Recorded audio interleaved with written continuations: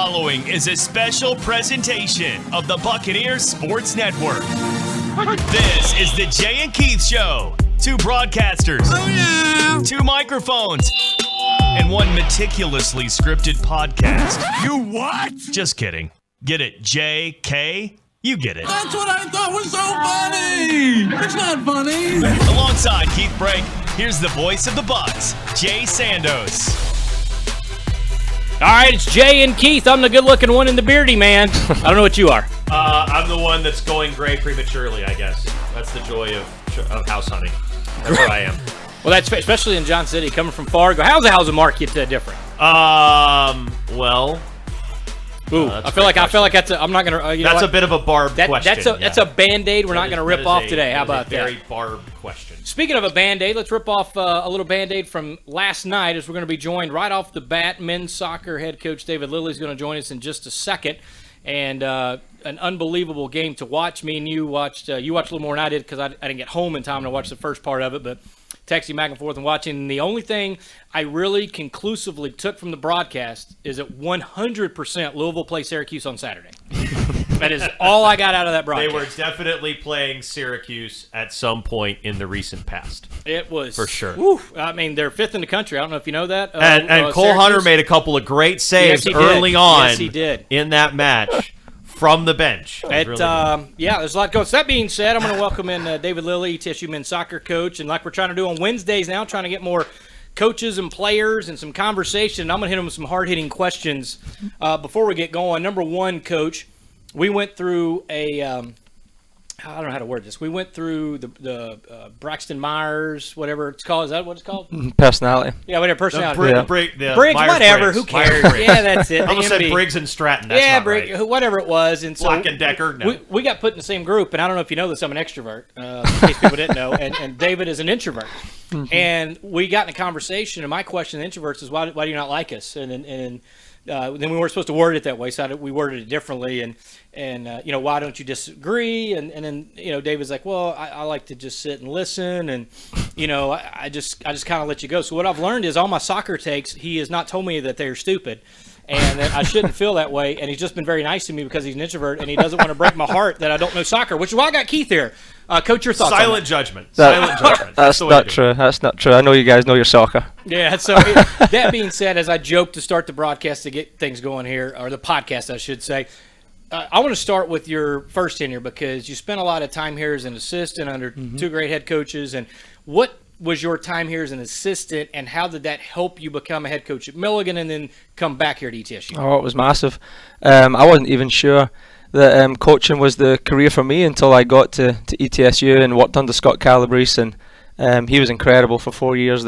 He worked at UNC and at Clemson and set high standards to win national championships, and it was kind of a fire hose, learning by a fire hose. So that was an incredible 4 years, and then obviously Scott went on to FIU and UCF, and then got to work with Bo, and he was incredible as well for different reasons. He obviously learned his trade at Wake Forest and Penn State and South Florida.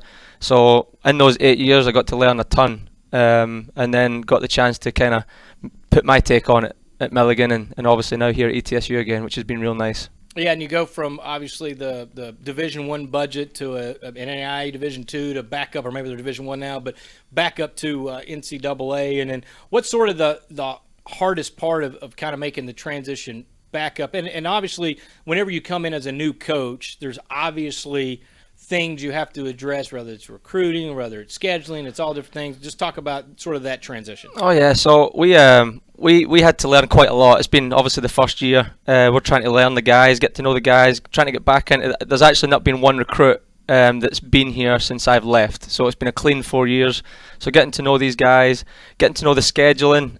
We decided to add 3 ACC teams pretty late to the schedule, just so the guys can get familiar with the top programs and what it feels like to be in those kind of meaningful games. And there's no bad teams at this level, so we're learning that pretty quick. Sometimes you when you're in the NAIA, you come up against some unbelievable teams that could compete against anyone in the country, and then there might be a little bit of drop-off. Then there's no drop-off for the most part here. So just getting to know everyone's organised. You've got to be very good to beat these teams, or if you have a bad day, you could lose any game in the Division 1. So it's been exciting to be back and learn all this again. You learned obviously a lot from Scott about tactics. You learned about motivation and just being a leader of men from Bo. What did you learn on your own as the head coach of the Buffs that you bring back to ETSU? Honestly, I think I'm figuring out myself what it is that my take was. I think I'm somewhere in the middle, if I'm being honest. I think I love tactics, and I love being prepared. I like to be over-prepared, and I like to try and switch things up in the heat of a game and try and get one over and try and play it like a chess match at times. But at the same time, that doesn't mean anything if the guys aren't motivated, and it doesn't mean anything if they don't feel like there's a game plan there that they can be positive and go out and get a result and perform well. The tactics mean absolutely nothing. So I think I've kind of hit that sweet spot right in the middle from working under both of them. And my personality is to try and be positive and to try and encourage them to be their best version of themselves. So applying the tactical side, the motivation side to that is kind of my take on it now. You wanted the identity of this team, you told me before the VMI game, you wanted them to be extremely unpleasant to play against. You wanted to make sure nobody wants to draw ETSU. And I mean, you've gone on the road this past week and you've played to a 1-1 draw with two very, very good sides, nationally ranked teams, number 23 and then number 11. And yeah, I mean, you would have loved to have not conceded those goals and gotten wins, but do you think that your team is embracing the identity of being a team that nobody wants to play against, being a team that causes problems, being a team that's difficult to break down? I think they're embracing it, and it's a very simple method of looking at it. The guys are working extremely hard. They want to press teams, they want to get teams under pressure, but they also are willing to get in their low block and be really hard to beat when things aren't going well. And that's a quality that is pretty rare, to have teams that are just willing to roll up their sleeves and no matter what's going on, dig it out if it's not going their way, or have the quality to go forward when they feel like they've got the confidence to do so. So I think we went through ups and downs at the start of the year. I think we started off really motivated, excited by things, and then we got a punch in the mouth at Presbyterian. And then we went through 3-4 games where we didn't score a goal. We had to kind of reinvent ourselves a little bit and get back to basics. And I think we went on a stretch the last 4 or 5 games where they understand the game plan clearly. They're working hard for each other. They feel like they could probably face anyone in the country right now and be in the game and maybe sneak something from it. And that's a good place to be as a starting block. And obviously we're looking to have more quality as time goes on. But I think right now the guys are working exceptionally hard, and it's really exciting right now because they feel bought in. And you certainly have some quality at the top right now with Tariq Ponholzer and Gabby Ramos, who I know can play just about anywhere for you, but you really like what he brings in forward. He found the back of the net last night in Louisville. Yep. The guy I want to ask you about, though, is Kieran Richards. Yep. I believe he is still leading the Southern Conference in goals. He's leading the Southern Conference in points. And this guy just plays the game with so much passion. Sometimes he's right on the edge, but you rather have that guy you have to rein in than coach up. And how valuable is it to have that guy right in the middle of everything, pressing the back line, setting all of the everywhere everybody's supposed to be? How important is it to have a guy that brings that kind of energy and passion to that center forward role to set the tone for your team? It's incredible. Obviously, I said this is first year getting to know the individuals, and Kieran is one that maybe at the start I saw a ton of emotion, but it might not have been channeled in the right ways. And he's just found a way to channel it into being the best teammate he can, the best forward he can. He's scoring goals for fun right now. He's very confident, but you've nailed it in the head. The biggest thing he's doing right now is he is setting the tone for all the defensive work, and he's leading from the front. So when the guys see him pressing and chasing and doubling down and protecting the midfield, I think that sets the tone for the team. And he's not the only one. All the forwards have really set the tone for that this year. And Kieran wants to be involved in the build-up. He wants to come back to pick it up, and we've had to talk to him a little bit. But just stay high, stay in the box, because he's very good in and around the goal. But he's been excellent this year. He's been very, very good, as have several other players as well. Who's the player that's grown the most for you since you got here in the spring, and why is it Yves Chuyap? He was incredible last night. I like the way you worded it. Yeah, I was trying to rack my head at several guys. Obviously, Yves must be, if not one of the top ones, the top one of the year so far. And coming in, he was good when we arrived. A good player, good kid, and he's like a sponge. He absorbs everything, gets better every day, and he's got a very humble attitude. Works hard. He's a great 1v1 defender. He covers well. He's tactically keeping improving, and he's covering. Last night he blocked one off the line. I couldn't believe it was. That was awesome. It was trickling for the line, and it looked like it was going in. I thought, here we go, it's 1-1, and he managed to come across the field and slide to take it out. So that's the common place he's got into this year. He's been rock solid for us, and he's only getting better. We're talking about David Lilly, head men's soccer coach at ETSU here on the Jay and Keith Show. And Coach, that play, they went to review, and I just thought, man, you're on the road. You never know how that's going to go. But clearly, even with the bad angles they had, you could tell that Chuyop was able to get that out. Talk about goalkeeping, because I've watched 6-7 games, and it just seems like no matter who you put in net, they seem to make plays. And I don't know if they're channeling the inner Bo Shani in them or what they're doing. One of the MLS top 50 whatever player, 150 whatever, he was on that list a while ago. Yeah. But just talk about the two net keepers. Absolutely. So Cole Hunter has been here for a couple of years now, and he's a senior leader on the team. And he's had an excellent year in goal, and he just keeps putting his body on the line and making big saves for us and getting us over the finish line with some results. He was little banged up this week, and Mark has been training really well. Mark Coadio, he's coming this year from Dayton and played at Monteverde Academy in Florida, and he's just, the goalkeeper position is so tough. There's not a ton of rotation in goalkeeper. It's hard to mix and match it, and Cole's just been so solid this year, and he's got the experience, and he's got some trust from being here in the spring. So Mark's been in a tough spot in terms of, obviously he wants to play. He's used to playing in Division 1, and he's been real patient, and he got his chance last night, and I thought he smashed it, and he played real well. And obviously we've got Andrew Prescott, who's also there, who's training real hard as well. So we got 3 good goalkeepers right now knocking on the door. Cole had a great, he stopped a penalty and just read it perfectly against Greensboro. It was really, really awesome to watch. He also wears a face shield. I believe that is a hard lesson learned from earlier this year. And that's it. He was playing at UNC, and we've been talking to him about just making sure he's communicating with the back line, and this one time he didn't communicate properly, clashed with Dom Foster, and he's got himself a face mask now. And I was joking with him the other day, if he keeps playing like he did against UNCG, we might need to start selling these to the kids in town to play like Batman when they're playing in the local games. So he's been great, even with the face mask and the injuries. He puts his body on the line and he keeps coming through big time for us. Yeah, if there's one guy you don't want to run into blindsided, it's Dom Foster. No, he's pretty hard-headed. That's a pretty unpleasant experience. No, if I could choose one person not to collide with, it'd probably be Dom. So. Well, it's interesting, David, because you bring in, ETSU is always embraced international students, particularly in athletics. You think about the cross-country program and the tennis program. The soccer program has been a big part of that as well.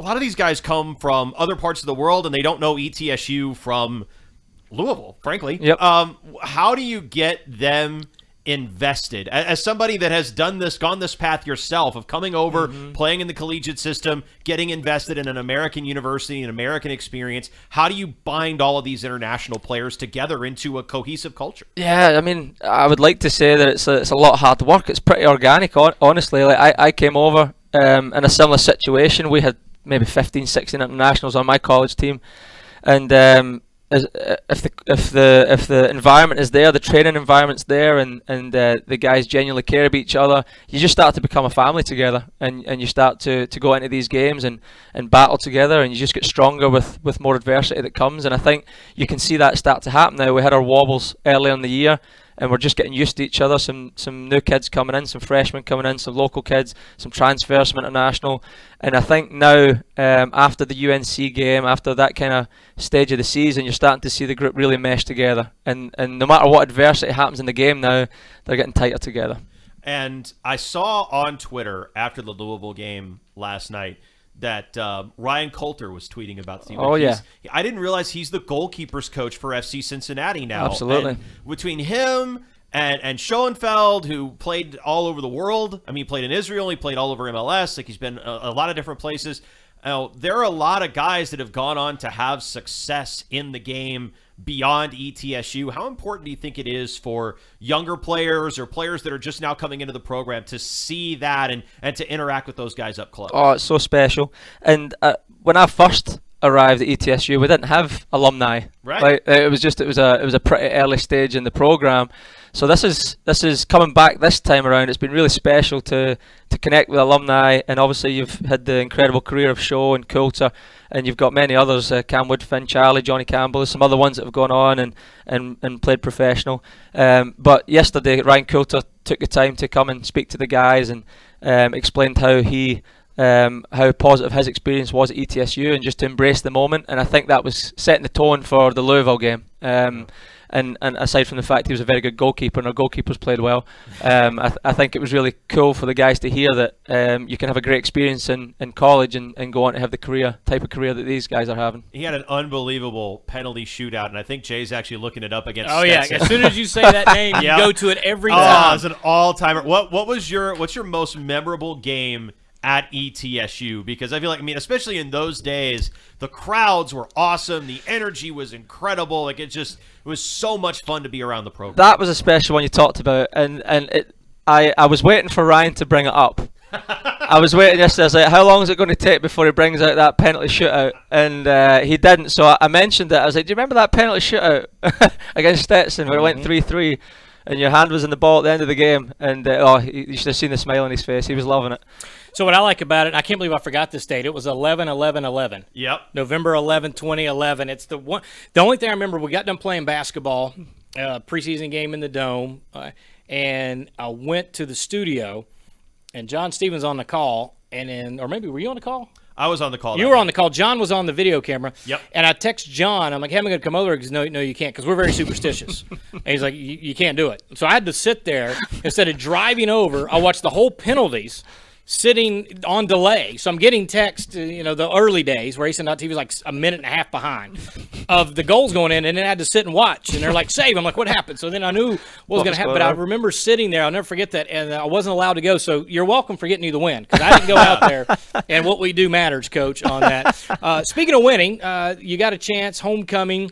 You're going to play at noon. ETSU football will be at 3:30. We've been pumping, hey, while you're there, you got alumni. Yep. Homecoming, you got a chance in Lot 22 to make a lot of noise to watch your matchup with Furman. Two conference matches left, Furman and Mercer, and a chance still to secure either the 1 or 2 seed and have some sort of home field advantage in SoCon tournament. Absolutely. And, the goals at the start of the year, obviously it's easy to get ahead of yourself, and the message I've been sending the guys right now is we're not going to win the conference championship on Saturday, we're not going to lose the conference championship on Saturday. What they get a chance to do is guarantee top 3, which was a minimum goal for our guys at the start of the year, and depending on other results, they can finish top 2. And then if we happen to put ourselves in a position to go to Mercer and win a conference championship, then we'll take that as it comes. But we need to get over the finish line against Furman and see if we can guarantee our minimum goals of the year and finish in the top half of the conference.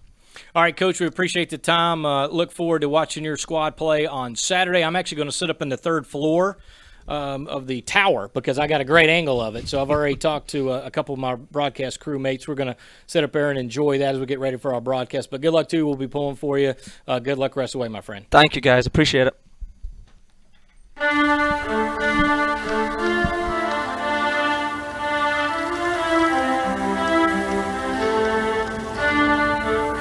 Jay and Keith Show rolling along, and we are into gridiron football. Back into gridiron football. I got the chance to talk with the star running back for the ETSU football program, the redshirt senior Jacob Saylors, SoCon preseason offensive player of the year, and a fantastic conversation.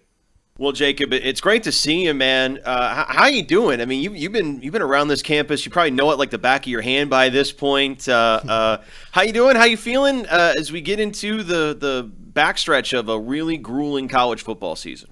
I'm doing well. Obviously not sitting where the team would like to be, unfortunately, but still grateful to have an opportunity, week in and week out to get better and just play with my guys. And like you said, I have been on campus for a while, and I do know a lot of people. I know it very familiar, but there just seems, it's a great community. It's a great place. Every time I step on campus, I just see something that just reminds me why I'm here. Yeah, I was class of 13. I came back, and it's so different now. How wild has it been to watch this place transform with the football program in the middle of it?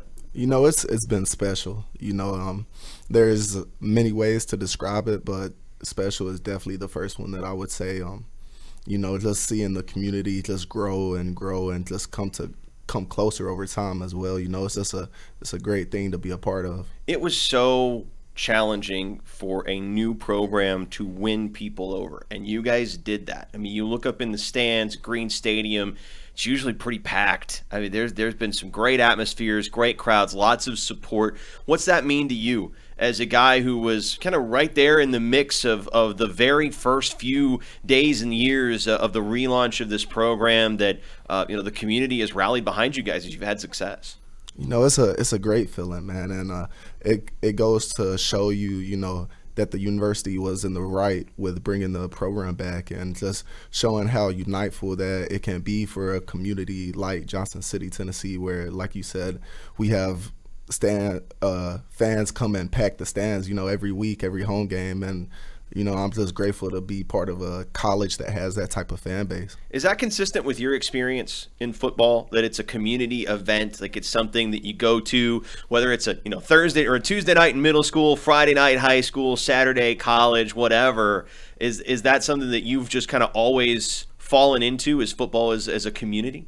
Without a doubt. I come from a small city, in Jasper, not a large population there, but on Friday nights when high school games gets going, the community comes out and shows. It feels a lot like a home away from a home for me. Johnson City's a small city, but it's a lot bigger than what I'm used to. But it just has that small town home feel, and I feel like support at football games and winning, it goes hand in hand with one another. When you win, if people come out, they want to watch that type of stuff. And I've been fortunate to be part of a winning program in high school and in college, and being part of those great communities, the great fan bases, it's just been a pleasure, honestly.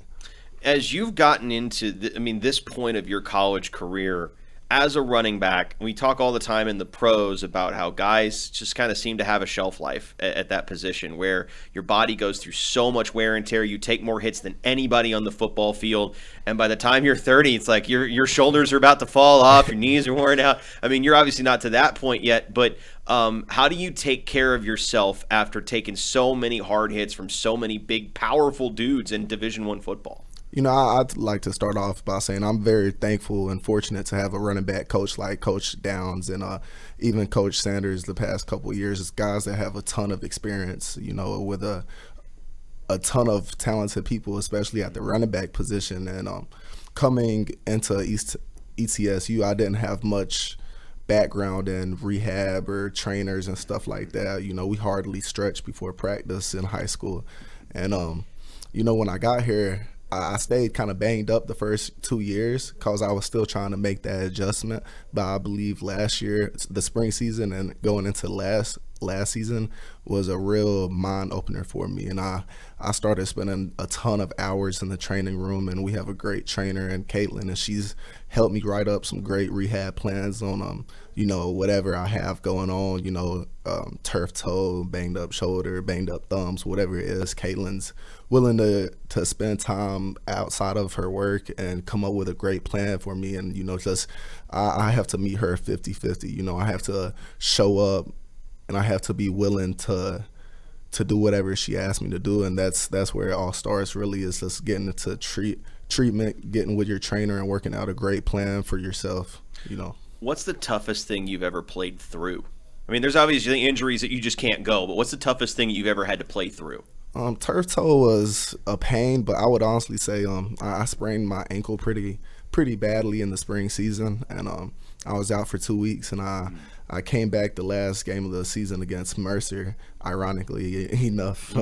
But yeah. And I was able to come in, the second half of the last game of the season, and I wasn't healthy by any means, but Coach Downs gave me an opportunity, and it was a fun game. I came in and made a couple of exciting plays for the team. How important is it to be able to know the difference between I can play through this and I can't go? Because there are moments where if you're trying to play through something that is clearly hampering you, that can hurt the team more than you being out. Absolutely. And, I think that comes with a level of maturity I've kind of experienced that throughout the years, just being able to be real with my coach and tell him, coach, so and so is better than me right now. I'm just not on the top of my A game, and I believe it's in the best interest for the team, to put somebody else in that position. And I have had to do that before. How much do you try to pass on that wisdom to younger guys like Bryce and Irby? They're the next generation, right? They're the future. Someday you're not going to put on the E anymore. You're going to be doing something else. Hopefully you're putting on a helmet with a different logo on it. But how much do you try to impart what you've learned to those guys so that they don't have to learn it the hard way like you did? Oh, I try to every day, and outside of football. Especially inside of football, on the practice field, any opportunity that I see a chance to instore, any bit of wisdom or anything like that, and these younger guys, I try to pour into them as much as possible, just because that's the type of person I am, and that's the type of coach that Coach Downs is, and he has instilled those type of morals in me, since I've been here. How often do you talk to Quay?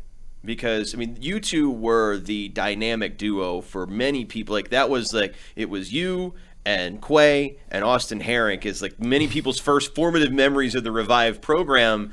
And that was such a fun group to watch because every single one of you played so hard and played for each other. But how close are you and Quay after so many years playing together? Not as close as most people would probably assume. We definitely have that mutual respect for each other. Just never really formed that relationship in the 3 or 4 years that Quay was here. Yeah. How much did you compete for reps? And is that something that that competition sinks in? It's I'm not going to talk to you. You're going head to head with me for playing time. I never try to look at situations like that, even now with Bryce and Irby. I'm always encouraging him anytime I see anything in his game, even in just running back drills. If I can see any part of his game that I can help fix, I'm a fix, and unfortunately I feel like that's where the difference between mine and the younger guys' relationship is compared to, Quay and our relationship as I was a younger guy. I can't speak on, how he viewed the situation, but I didn't throughout those 4 years, there was definitely competition, even without anybody having to say it, just competing, like you said, competing for the reps, knowing that it was me and him, that it was going to come down to getting a start or getting a series, It's very competitive, but I feel like Coach Downs did a great job, at just coaching us and just maturing us into mature football players to just do what's best for the team. And that's natural for people, right? It's harder to do what you're talking about doing now with the young guys and with Coach Downs, and you're sort of overriding that sense of I have to be better than this guy to try to make the whole group better. How much of a priority has that been for you this year, especially coming to the end of your college career, getting ready to move on to whatever's next, to make sure that these guys can carry on the legacy that the group you've been part of for so long has built? Absolutely. Like you said, I was part of it, from the beginning, coming in 2018, and I pride myself heavily on the success of this program and the foundation of this program, and I try to instill it in every single one of these young players, on a daily basis, just showing them what it takes, and not everybody is willing to do what it takes. There's a lot of things that a lot of people don't want to do. A lot of people want to take the easy way, and unfortunately, if you want to be successful at this game, you got to take the long way. I'm sure you had some opportunities to go other places, and we don't have to get into the minutia of it, but why come back to ETSU for one more year after everything that you were able to achieve here? A lot of people feel like you have nothing left to prove. What was it that drove you to come back to Johnson City one last time?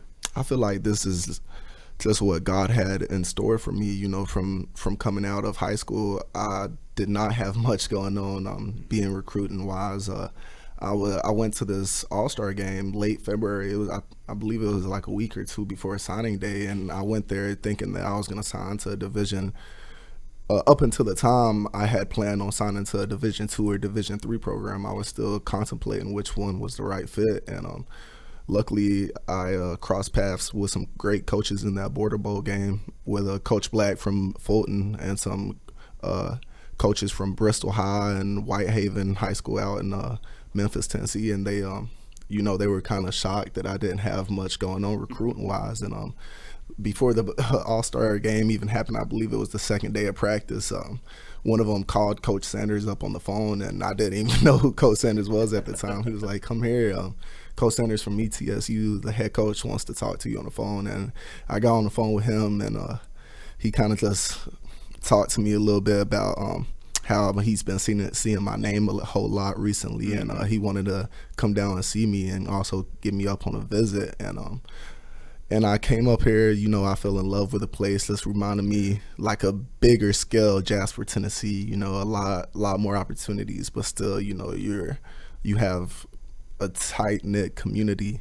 And after that, I just always felt like God brought me here, None of the success that I'm having would be possible without God. First of all, the coaches that I've crossed paths with and the great teammates that I've had the pleasure of playing with. And, I just never want to take God's blessings for granted. And I feel like that had a large part to do with me coming back. It doesn't hurt to be able to walk out the front door and see Buffalo Mountain in all its splendor. I know that the record isn't what you guys want it to be. And everybody knows that. Everybody's in agreement that we want to win more games. We're close to winning more games. It's been one or two plays several different times that just haven't broken our way. How do you regroup, refocus for the second half of the year to make sure that, A, you guys are still having fun, and B, that you can turn those one or two plays around for you and start winning some football games to finish the year strong? I feel like that just comes with never being satisfied, and obviously we have no reason to be satisfied. So, day in, day out, we try to just focus on getting better for that day and focusing on the task at hand, and, just want to mature in each position and learn those little details that, will make that one play go our way in the future, and just focusing on the little things and getting back to some of the basics, but at the same time, not taking our foot off the gas at all in practice, and continuing to compete, continuing to have that energy. It's hard to when the season's not what everybody had anticipated, but I feel like you're at this point of the season, you get to see what a lot of the guys on the team are made of, as individuals, their character. I believe this game and any sport is a huge game that can compare to life in many, many ways, and I think this situation will help the team mature overall, and for the rest of their lives if they let it. Absolutely. ETSU running back Jacob Saylors is going to be a big part of the success this team has in the second half of the year, and hopefully his legacy is a big part of the success they have well beyond this. Jacob, it's great to sit down with you, man. Thanks so much for giving us some time, and keep grinding out there. Been really fun to watch you. Absolutely. Thank you for the opportunity. That's Jacob Saylors. Great conversation, great young man, and excited to see what he does in the second half of the year.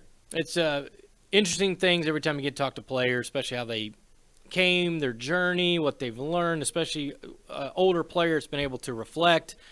He didn't really talk about it a whole lot, but I thought it was interesting that he was really a defensive back. Yeah. And then it wasn't quite working out, and then they said, hey, maybe try running back. Was working as a scout teamer and hit several big runs, and the defensive staff said, hey, maybe you should look at this guy on offense. And it was early enough in the camp, and sure enough, the rest is history. And there's a lot of stories like that for a lot of players, even at ETSU, but I always find that interesting when a guy starts maybe a week or two in fall camp, working under a different position, and then somebody sees something, they try him somewhere else, and it just kind of clicks. And I think you see a lot of that across FCS. I mean, just from my experience in Fargo, there was Marquise Bridges, started out as a wide receiver, converted to corner, and was a really, really good, bruiser, ball hawk corner. And then Cody Mauk was a wide receiver in high school, came to college as a tight end. They put him in the development program, and the weight just kept coming. So like, okay, we're going to put you at tackle. And now he's a left tackle, and he's probably going on day 2 of the NFL draft. So it's always like you can come in thinking this is going to be what I do, and then it doesn't work out that way. Well, it's all about opportunities, right? And who gets the opportunity to go out and play, and if they're willing to do it. And we've seen it. Juwan Martin was a linebacker. We saw Artavius Smith played running back and receiver, then turns himself into an all-league safety, and then now Jacob Saylors started there. So you see how this goes. But I thought very interesting conversation again. Talking to David Lilly earlier, and then certainly talking with Jacob Saylors. We'll try to do this more on Wednesdays, but we still got more stuff to talk about, and we're going to talk a little playoff talk right here. Yeah, so I guess I'm kind of on this path now of the SoCon expansion advocate. I guess. I don't know. Maybe that's what I am. I don't really want to beat that drum necessarily, but I do think it's something that people should have all the information about. So SEA, is that what you're going with? The SoCon I am the C. Expansion. Yes. Advocate. We should change the name of the podcast to the Old Man and the S.E.A. Yeah, okay. There you go. Just making sure. Yeah. So I laid out my case for an expanded SoCon and an unbalanced schedule. And I did that on the pod on Monday, and someone replied to me when I laid out kind of the case, said they would prefer to have a champion that earns it on the field and not have the schedule maker basically determine a champion, which happens in the Big Sky, right? I've joked for years that the Big Sky has a scheduling Powerball, and if you win that Powerball schedule, you get a really easy path, or favorable path anyway, not necessarily easy, but favorable path to the playoffs. I would buy into that line of thinking if the SoCon were getting a bunch of outright champions or significantly more outright champions than the other conferences. And I went and looked, and since 2012, so last 10 championships that have been awarded to each conference, the Southern Conference has 6 outright champions in the last 10 seasons. 1 2-team tie and 3 3-team ties where you had to go to some sometimes fairly convoluted tiebreakers to determine I think a champion. points allowed was one of them one year. Yeah. The CAA has 7 outright champions in that time. 7 in the CAA. 1 2-team tie, 1 3-team tie, and 1 4-team tie. The Big Sky has 5 outright champions, 3 2-team ties, and 2 3-team ties. And the Missouri Valley Football Conference has 6 outright champions, all of which were North Dakota State. 3 2-team ties and 1 3-team tie that was in the spring of 2021, where UND got a share because they were 4-1. They played one less game than everybody else, but they had the same number of losses. So they gave UND a co-championship, and UND declared themselves a champion. So, I mean, you're not really getting any benefit from having it decided on the field, and you're hurting, again, those 3rd and 4th and 5th teams that are trying to get into the playoffs. Playing a balanced schedule ends up hurting them. That reminds me of the Atlantic Sun Conference in 2010, 9-10, and there were 4-way tie for the regular season champion. That's right. And then the 5th seed was ETSU, and they won the tournament champion. So 5 teams claimed on their media guides SoCon champions. None of them said SoCon champions. Of course, ETSU won the tournament, and they all bought rings. There were A-Sun five of the A-Sun champions. 5 of the 8 teams had rings that said, A-Sun champions. And so it reminds me of that. Yeah, it ultimately makes no difference. If you want to, and I get, listen, the SoCon has been staunch, and I've talked about it ad nauseum before. Keith has come on the podcast for years, but I've talked about this. They so want the balanced schedule. Everybody plays 8. Everything's equal. Everybody gets a trophy. Everybody has the same number of home games and all that stuff, and that's fine. I'm not trying to poo-poo any tradition. I'm just saying, if you, in today's world, if you want to get, and the SoCon complains about not getting enough teams in, if you had more teams and more teams had less losses, you get more teams in, more recognition for teams, possibly more wins, which in turn gives you more chances to get in the playoffs. Part of the reason SoCon hasn't had many teams in the playoffs because they've just not performed well in the playoffs. And so it's hard to say we're going to give you 3 teams if all things are equal. And, the 5th Missouri Valley or whatever it's been in the past, or CAA, or name a conference, and those teams all generally win a game, and the Southern Conference second team never wins one or first team never wins one, it's tough to make an argument to put them in. That's why I've stated it was so important last year that ETSU were to get not just the seed, but to win that. Otherwise, it would be tougher this year for the Southern Conference champion to get a seed. My counterpoint to that is that in addition to that, I guess it's not really a counterpoint, but in addition to that, the more teams you have in the playoffs, the more chances you give yourself to win a game, because a lot of times those first-round playoff games are all about matchups and who has the better personnel in key matchups and can leverage those personnel better.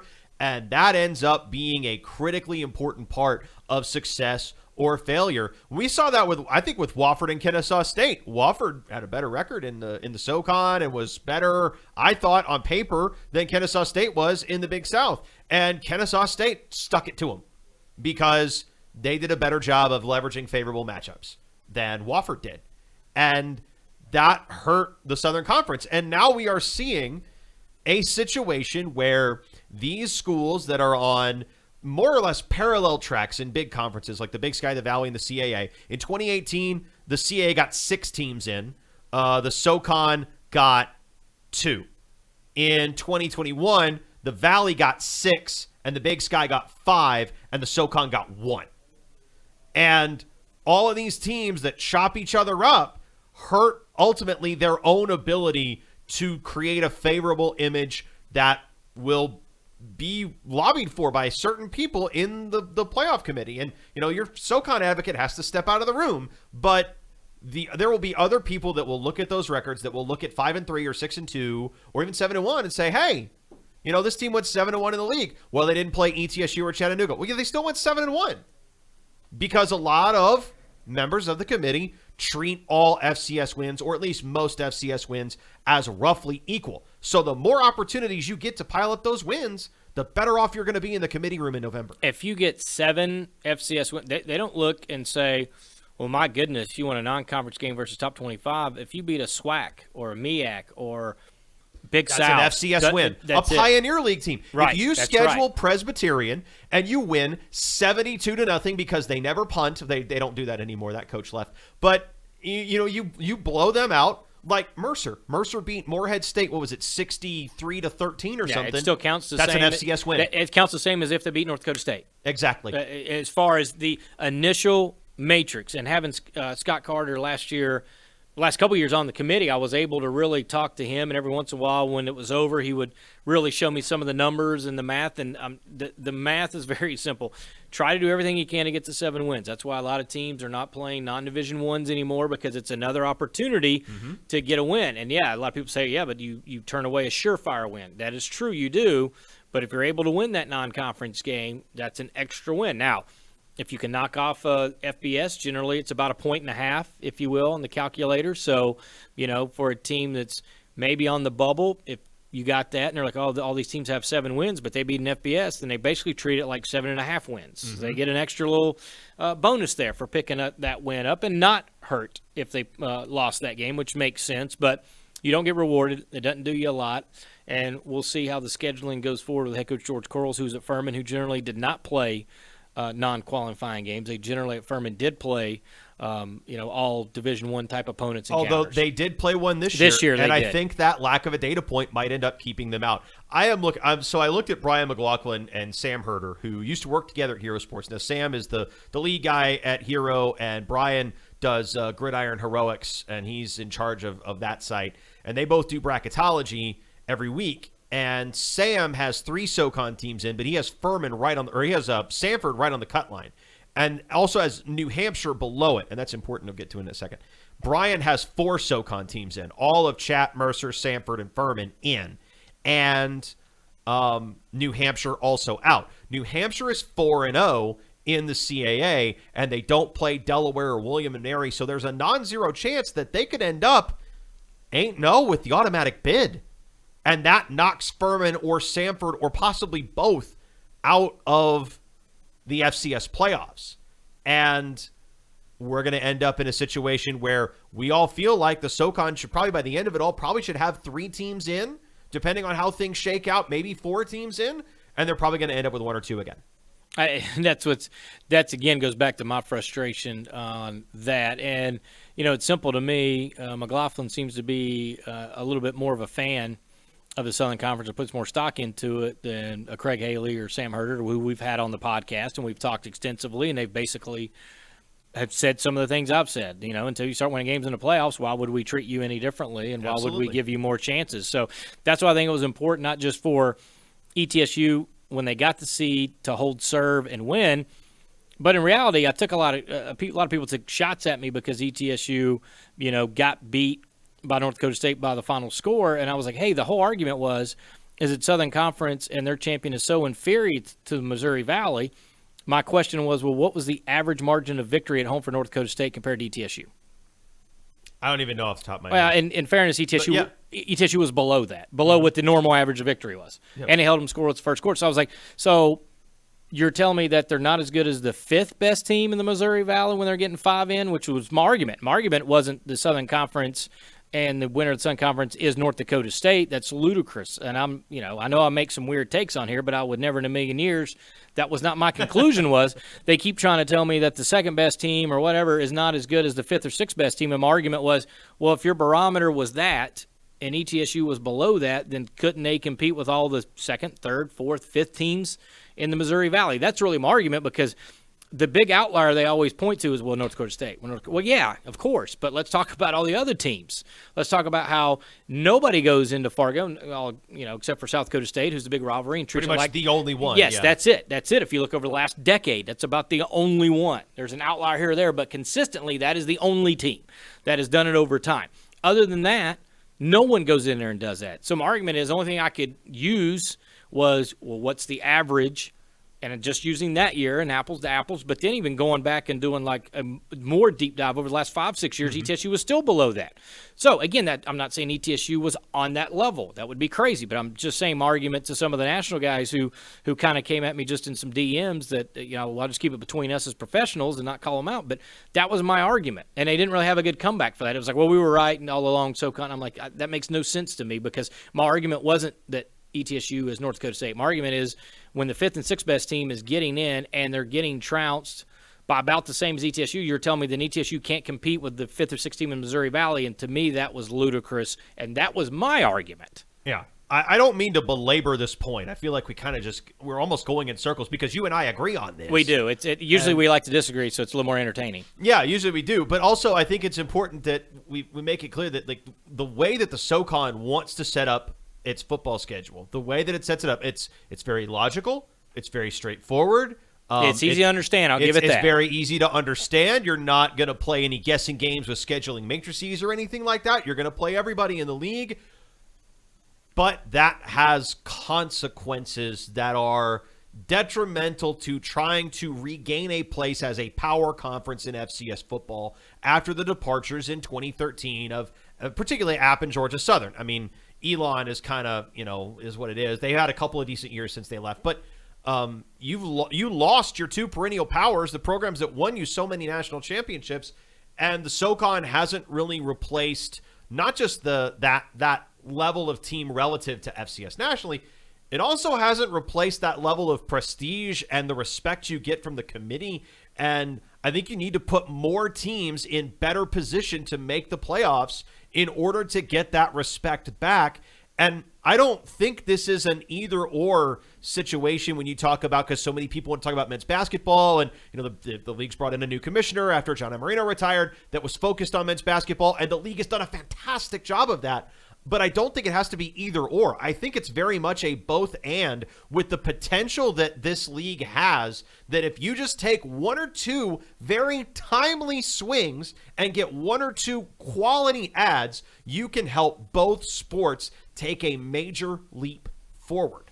Yeah, and that's what we all want. Huge fan of if they could add 2 to 4, and it could be 2 football and 2 non-football, and you get 4 for basketball. But with the way the scheduling models work now, with all the big boys playing 20 league games, and it's tough to get this game, and it's tough. You hear it all the time with coaches, and tough to get home games because everybody's trying to schedule a win.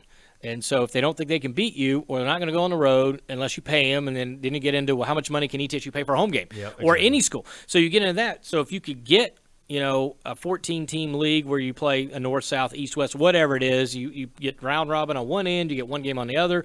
You get to 20, 21 games, and that way there's more home games for those teams, and then you could still make do with a couple of money games, could still try to get some good non-conference, and you could get maybe some quality mid-major basketball to try to, because we saw – a couple years where Wofford in 2019, if they didn't win the tournament, had a very good shot of getting an at-large bid, which Belmont did that year.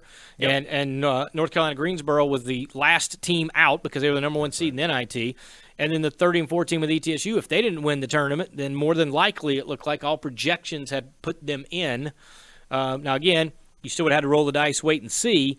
But in the same token, it seemed like that. But so you were on the cusp of doing that. If you could add some more, maybe you get there, maybe not. Who knows if they expand to 90-plus or whatever, and you get more teams in that way, which we've talked about, and I don't want to go down that road again. But I just feel like I'm fine. I'm not saying you have to blow up the system to blow up the system. I'm just saying my feelings aren't hurt if the Southern Conference would have been a little proactive during some of the shift. And even if there's another shift coming, you don't want to be the odd man out, because who's to say in a few years maybe another league is proactive and somebody like Chattanooga that's flirted, or Sanford, or who knows, name another team that might be on the up and up to move. If they go, I mean, what are you, Mercer? Those three teams on that side, if they wanted to make a Southern division of another league or something and they decide to go, now the Southern Conference is teetering on what are you going to do. My problem is I just want to make sure they're being proactive on both sides, on basketball and football. And I agree, they don't have to be mutually exclusive, right? They can work together. You can work apart. You can do whatever. But I still think they should do that. And I don't know how you got me on this. I don't either. You want to do say what? Let's do say what. Do you think I want to do say what? I think you want to do say what. Are you sure? Yeah. Say what? Say what? Okay, Stewie. All right, what's up? All right, this first one comes from somebody that we both know well.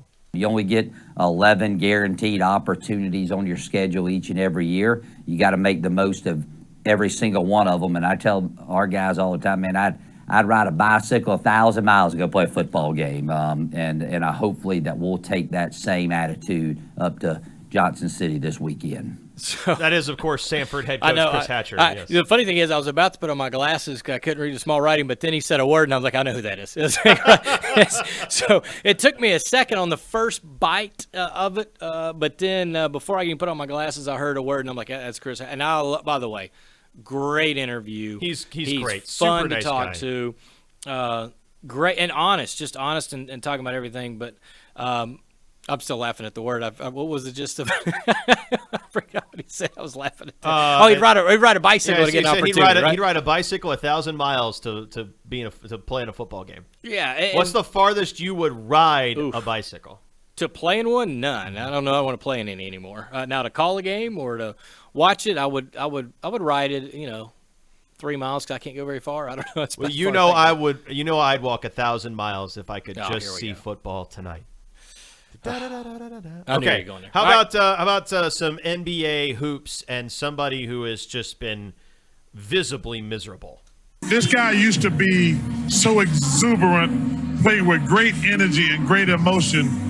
I think the wear and tear mentally last year, starting this year, playing with Patrick Beverly. And the thing is, he gonna get the blame no matter what, because the Lakers ain't a championship contender. I think he needs a fresh start. I think the Lakers need a fresh start because they're not contenders. I admire Russell Westbrook. They are taking his entire joy out of basketball. So I was curious, was he talking about Russell Wilson or Russell Westbrook? Well, yeah, but I think you could almost probably say that for Russell Wilson. The memes that are coming out were like, man, now we got to put a clarifier. Are we talking about Russ or this Russ? Yeah. But yes. It's like Denver built its offense like it used to be in Seattle, where it was run, pass all the time. Like, why are you doing that? I thought we were letting him cook. Wasn't that the big thing, right? I thought they were going to let him cook. Yeah, and cooking. Nathaniel couldn't hack it. But nice. Yes, Chuck talking about Russell Westbrook saying the Lakers have stolen his joy from playing the game of basketball. I wish every week you could give me a Chris Hatcher and a Charles Barkley quote back to back. There's just nothing more I enjoy of listening to either guy. Hatcher, his delivery with a little bit of twang, and not that I can say anything because I got one too, but then Chuck's kind of unknown language occasionally that comes into play and he makes up words like I do. So I'm completely fine with listening to that. But yeah, the whole Russell, I saw the big thing on Westbrook where, was he not in the huddle at the end, and people were breaking down, just is he in the huddle, is he out? I'm like, Jiminy Christmas. Like, yes, this is not working. When we go to ask, look at body language of if he's in the huddle or not. Like, let's just calm down. Let's the problem with move all Russ that, on. all that hashtag this league drama, people start going full Zapruder film on guys in the huddle, guys at practice. Did Draymond Green, punch Jordan Poole in kayfabe? Like it was the whole thing just a work to like get people hyped up for a behind-the-scenes docuseries. We don't know. I don't care. I hope it's that way. I kind of hope it. I mean, you know what? Now that I hope. I wasn't pulling for that to begin with, but now I'm kind of hoping that's what happened. Yeah, who doesn't love a good work in pro sports? I mean, when it happens in a sport where it's not actually intended to happen, that's like suddenly you throw in something scripted there, and it's like, okay, all right. Speaking of things that are scripted, Bob Costas struggled with promos on TBS all last week, and I think this might have been one of them. SpongeBob lives in a pineapple under the sea. Wow. Is SpongeBob on TBS? SpongeBob is a Viacom. I don't know if TBS. No, that's Turner. So that might be separate. But, I don't know, but listen to Bob Costas do baseball just sounds right in general, but he's kind of been relegated to some MLB broadcasts if you don't have the network to pay attention to it. And then he randomly kind of shows up on the playoffs. Kind of like at NBC where they hit him like just for the Olympics and playoffs. Like literally you could get no Bob Costas. It's just so over the top with Bob sometimes. Like there was like a 12-year-old kid on camera leaning over the fence in foul territory while the Yankees are losing. And he said, "This is the most miserable thing that's happened in that young man's life." And I was just like, wow, that's bold, Bob. Wow. And then Ron Darling's like, "I think he missed outside with the fastball that time." And just trying to go on with the game. Right. It's just... I do like Ron Darling. That was a very interesting pair, to say the least. But yes, a lot of Costasisms out of the ALDS this year. Speaking of things that cost people things, I would imagine there is a slightly lighter wallet at 2311 Racing right now. Clint's smart enough to know how easy these cars break. So when you get shoved into the fence like deliberately like he did, trying to force me to lift, steering was gone. So just so happened to be there.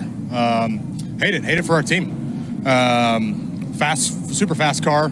Had no short run speed as you were seeing. We were kind of falling there. Larson wanted to make a 3-wide dive bomb. Never cleared me. And I don't lift. So I know I'm kind of new to running up the front, but I don't lift. So wasn't even in a spot to lift, and he never lifted either. And now we're junk. So just a piss poor move on his execution. When situations like this happen, Bubba, at this speed, is retaliation an acceptable thing? Stop fishing. That is, of course, a very heated Bubba Wallace on Sunday in Las Vegas, telling Marty Snyder to stop fishing. He tried to strike with irons hot. Bubba's mad. Mm-hmm. He went there. It's probably a decent follow-up question. You kind of have to ask it because he opened the door, but respect that Bubba shut it down from there, but because clearly you knew where that was going to go. Bubba has, of course, been suspended one race by NASCAR for hooking Kyle Larson in the right rear, which I don't think is an unfair punishment, but also why didn't you do that to Noah Gragson at Road America where he caused like a 14-car pileup by hooking Sage Karam? He did the same thing, but at lower speed. I don't know. I would have liked to have seen that happen for Gragson in addition to Wallace, and I think part of the reason might have been that Gragson still had an opportunity to race in the playoffs, and Wallace, of course, has long since been eliminated. So my gut says that's part of it. Yeah, if you look, if he was still in the playoffs, would they do that? That's an interesting. They do a points penalty and a fine. Right. He's allowed to race, though. Yeah. No, I agree. I didn't think of it that way. I feel like some of the things that come into play with punishments at all level is are we kind of hurting the product on the field or track or whatever it is, and by that I mean numbers, viewers, sponsorship dollars, the almighty dollars driving that. And since he's really kind of out of that aspect of it, then we can go ahead and do that. Yeah, John Hunter Nemechek will drive that car this weekend for 2311 because he's in the Toyota camp. But I mean, I thought I love Bubba. I'm a big Bubba Wallace fan, actually. I know a lot of people aren't, and a lot of people aren't for reasons that we're not going to get into it. that was dangerous and stupid what he did. And I hope he takes this week to cool his heels and reflect and be better for it. So I just wish that, I mean, there have been situations where guys hit other guys intentionally and wrecked other guys intentionally, and I wish those had been punished the same way. And hopefully they will be going forward. Yeah. How about one last one on Say What? Someone that has never failed to produce a great quote. I don't know. I guess in here the other day I say I overthink things. Sometimes I underthink things. There was not a lot. A lot of times people just send me something, and it was the week of that game, and someone sent it kind of as a joke to me, whatever. So I just tweeted it. That is Lane Kiffin. The Lane train, baby. Discussing the tweet in which he tweeted out a picture of himself in the UT football office hallway the night he resigned last week during UT Alabama Hate Week. He is the head coach of a team that is neither UT nor Alabama at this time. I did enjoy that his mustard bottle made an appearance on somebody.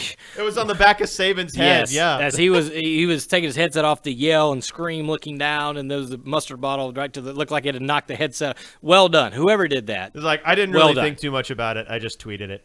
Yeah, and that's sort of Lane's deal. I enjoy during Ole Miss's run to the World Series, College World Series, and then winning the thing. Yeah. Like, people had sent a message to him and hammered him on something about, obviously his kid's name's Knox, this, that, and other.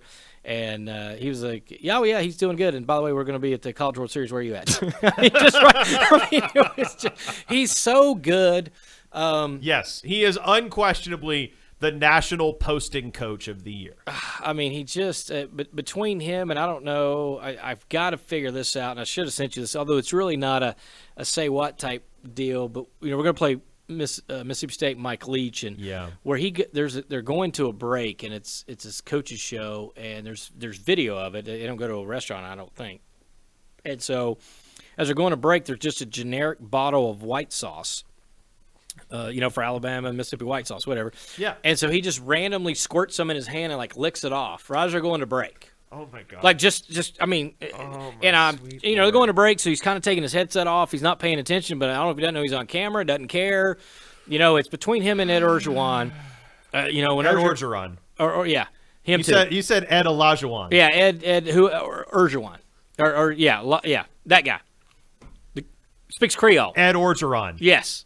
When he went on the tangent of chicken on a stick at the Exxon, I don't know if you heard that, where they asked him a question about playing in Mississippi and what's the thing, what's concerned you, sat another, and he was like, I'm concerned that the Exxon over there on that, the old Exxon over there doesn't have that chicken on a stick I like. And I mean, people are just like, what are you talking about? I have no idea what this is about. And he goes off on a tangent on, there's this Exxon somewhere outside of either Starkville or Oxford or wherever, one of the two Mississippi schools, that it has the best chicken on a stick at an Exxon chicken you'll ever have in your life. So it's his go-to. Is it fried chicken? Is it grilled chicken? I mean, there's a lot of questions. Does he look like a grilled chicken guy to you? Can I just throw that back at you? I mean, if you got enough grilled chicken, yeah. If you get it and you slather it in like a sweet tangy sauce or something, yeah, you do a little grilled chicken. I mean, gas station yakitori is the last thing I would expect to find. Is that like sushi? Is that like gas station sushi? Kind of, yeah. Yakitori is the chicken on a stick, and then they have it in there's like a tangy sauce. It's like orange, and it's got like a very sweet flavor, sweet citrus. So you've had that in Mississippi? Is that what you're saying? You've been no, to that Exxon? I've had it in many fine Japanese establishments across the country, but I've never had it in Mississippi. Never had it at an Exxon? Is that what you're saying? No, I've never had Exxon gas station yakitori. I think it's good. I would be fascinated and also slightly terrified to see that in a gas station. Yeah, that's what we do. That is what we do. I'm all for as many road trips as I take, finding good gas station food. Mm-hmm. I think you have to. I think you in particular have to. That's one thing I'll miss about the Midwest is all the Casey's and Simonson's and all the similar places like that. We got to get you in Southwest Virginia to Sheetz. Yeah, no doubt. Oh, they got Sheetz got the Southwest Virginia. Yeah. Okay. So by going up to VMI, there's several you can stop. I have no partisan leaning in the Sheetz Wawa debate. So if you talk to Stephen May, let me tell you where you need to lean. Understood. All right, there could be a fist coming your way. You better be careful. All right, so that's a good Wednesday show. Big thanks to David Lilly. Big thanks to Jacob Saylors, Keith and Atarade, and say what? All the people that didn't know they're going to be on our podcast today. So thank you for giving us good sound bites and continue to give us sound bites. Tomorrow we'll preview ETSU, Sanford, homecoming. Buccaneers Network! Oh, you got to be kidding me!